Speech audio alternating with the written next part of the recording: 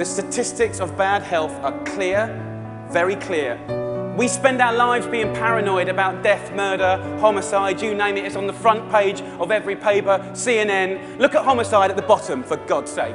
Every single one of those ones in the red is a diet-related disease. Diet-related disease is the biggest killer in the United States right now, here today. Mexico, Australia, Germany, India, China, all have massive problems with obesity and bad health. This is preventable disease.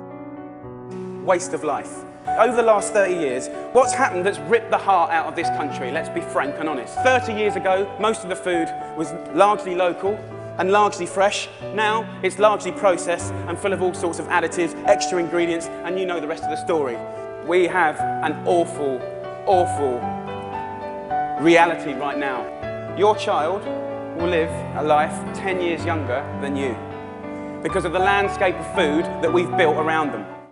Most people are really not aware about where their food comes from because it's so highly packaged, mass-produced. This part here is worth about 30 bucks. This is a retail value for those areas. Fillets, sirloins, ribeyes. They never for a minute thought I would clear all the meat and cuts away and introduce them into a new world of food. It's called pink slime. When you've broken down a whole beast, you're left with trimmings. You know, in my industry, we call those trimmings all of the bits that no one wants. The bits of sinew, the bits of meat, the bits that can't be turned into a cut. The butcher, Dan, you pay to get this taken away, yeah? Yes. In this form, this is inedible because it's the outside of the meat, from the cavity where the guts are. Tell these people where the trim goes. It goes to a rendering plant where they make chicken food, dog food. Okay, this is not fit for human consumption. They've come up with a piece of technology that can turn this into something that ends up in your school food. They take all those trimmings, all the stuff that Dan pays to get taken away, they put it into a centrifuge. It splits the fat from the meat and separates it. So then you end up with stuff like this. So what they do is fascinating. And to me, as a chef and a food lover, is shocking. You've probably got one of these cupboards, probably under the sink, with a child lock. And in there is going to be all your household chemicals, stuff that you don't want your kids getting their hands on. The key ingredient to the process is ammonia.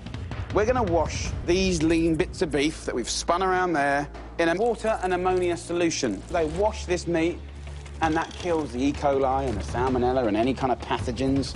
So then we drain it.